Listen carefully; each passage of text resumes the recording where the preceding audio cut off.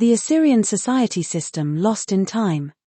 In the annals of forgotten time, there once stood a mighty empire whose grandeur and harmony defy the limitations of modern imagination, Assyria at the height of its palace economy. It was not just a kingdom of stone and wood but a living, breathing embodiment of divine order, where the forces of nature and human spirit intertwined seamlessly. Here, within the fertile heart of the empire, flourished a society that knew no want, no hunger, no greed, where every citizen walked in the light of abundance and freedom. The pillars of Assyria's strength were not mere walls and armies but an enlightened system that transcended the boundaries of time, known as the palace economy. This system, built on the foundation of shared labor and spiritual stewardship, unlocked the cosmic potential of its people. Each citizen, upon reaching the age of maturity, was welcomed into the grand tapestry of the empire not as a cog in a machine but as a sacred soul who contributed their allotted hours of work. Once they had fulfilled their part, they were forever free, released into a world overflowing with nature's riches. In this unique structure, corruption was nearly non-existent, the absence of bribery and the rarity of crime, often only crimes of passion, and even then, few and far between, reflected the inherent respect and trust woven into the fabric of society. Theft, robbery, extortion, and the other ills that plague modern existence were foreign concepts. Instead, the principles of the Assyrian economy fostered a culture where communal well-being triumphed over individual greed. Everything was crafted to the highest standard, built to endure rather than to be replaced, a testament to the respect for labor and resources. This was no ordinary system of toil, it was the profound realization that life itself was a gift to be shared, and in sharing, all became greater. Assyrian inscriptions, though twisted by later powers during Babylon's dominion, still whisper of this glorious truth. Through the movements of people chronicled in ancient tablets, one can glimpse the real purpose. Men and women traveling to join the empire's magnificent gardens, workshops, and temples, contributing to the splendor of Assyria. These were not slaves, as later histories would claim, but free souls, bringing their talents to the places where their hands were most needed. The empire blossomed with unimaginable beauty, powered by technology far more advanced than we have been led to believe, wonders of invention now lost to the sands of time. It was a realm where labor was minimized, where machines, gardens, and workshops were designed to work in concert with nature.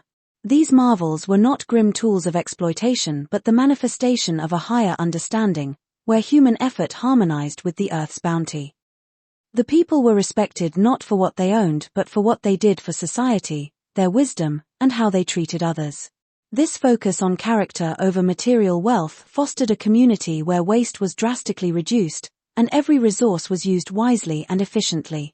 Everything was done in harmony with nature, which benefited the people in myriad ways, including health, thus alleviating the strain on the community's systems.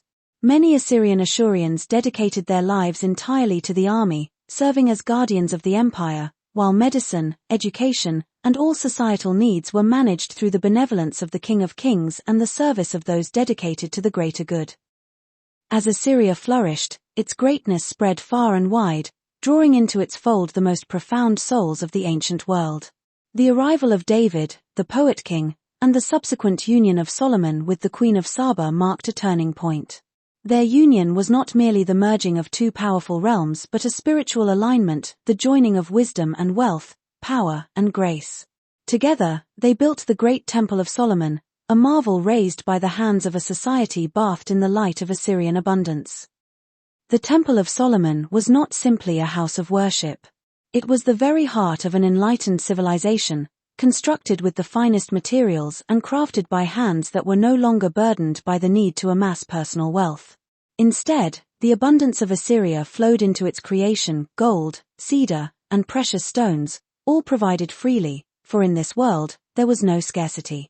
The people of Assyria, having completed their work hours, chose to lend their expertise, builders, artisans, and spiritual scholars all uniting to create a place where the divine could dwell among men. This was the true legacy of Assyria, to create for the ages, not for the fleeting gains of profit, but for the eternal upliftment of the soul. Every building, every garden, every workshop, and temple was conceived as a lasting testament to the harmony of man and nature. Structures were not meant to crumble or decay but to endure the test of time, their purpose fulfilled by minimizing the need for future labor. Thus, the empire thrived, with each citizen free to devote themselves to what their soul yearned for: philosophy, music, art, spiritual exploration, or the profound sciences that were known only to the ancients. At the center of this radiant world stood the King of Kings, not as a tyrant but as a servant of the cosmos, a man deeply attuned to the flow of the stars and the eternal rhythms of creation. He was the guardian of this sacred order, managing the movement of goods, people, and knowledge with divine precision. The tablets of Assyria reveal the meticulous care with which resources were allocated, ensuring that every corner of the empire was filled with the supplies needed to nourish both body and spirit. The King of Kings was the steward of the empire's abundant harvest, making certain that all were fed, that all were clothed, that every citizen lived as a king in their own right. Meals were prepared in the great banquet halls, not just for royalty but for all, by those who had completed their work hours or those who simply loved the craft of cooking. Music, laughter, and fellowship filled these spaces, and in the quiet gardens of the empire, one could hear the soft tones of flutes, the plucking of lyres, and the whispered prayers of the devout. In Assyria, there was no hoarding of wealth, for such a concept was alien to this enlightened society. The very idea of ownership was seen as a limitation, a barrier to the freedom of the soul. In the great empire, material needs were effortlessly met, and thus, the focus shifted toward the greater mysteries of existence. With no need to accumulate for fear of scarcity, the people turned their attention to the higher realms: spiritual discovery, the arts, the sciences, and the deep pursuit of knowledge. Many, after completing their service, chose to continue working, not out of necessity but from a love of creation. Others spent their days meditating on the mysteries of life or crafting music that echoed through the grand halls of the temples. Religion was not enforced but embraced as a personal journey. Temples dedicated to every belief, every faith, stood side by side in Assyria, and the divine was seen not through one lens but through the multitude of paths leading to the source of all creation. But even this paradise was not invulnerable to the forces of greed and deception that loomed beyond its borders. As Armageddon approached, and the Battle of Carchemish tore apart the ancient world, Assyria's enemies, the Babylonians, the Medes, and the Persians, rose with cunning and cruelty. Their goal was not just the conquest of land, but the erasure of a way of life. The old gods of the blues, with their fractured pantheon, tore at the harmonious unity of Assyria's soul. History was rewritten, the truths of Assyria's palace economy buried beneath layers of lies and distortion. What was once a society of freedom and abundance became, in the annals of the conquerors, a land of slaves and tyranny. The wonders of Assyria, the great gardens, the temples, and the philosophical schools, all were twisted in the tales that followed, reduced to myth or forgotten altogether. Yet, there are those who still remember, who still see the remnants of this lost age. In the faint whispers of ancient inscriptions, in the cracked stones of forgotten temples, the truth of Assyria lives on, a beacon of light from a time when humanity touched the stars and lived in harmony with the universe. And now, as the veil of time slowly lifts, we begin to see once more the profound glory that was Assyria.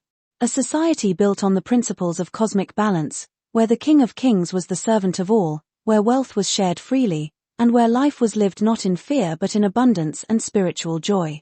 Though the forces of time have tried to erase it, this vision remains a reminder of what was and a guide to what might yet be.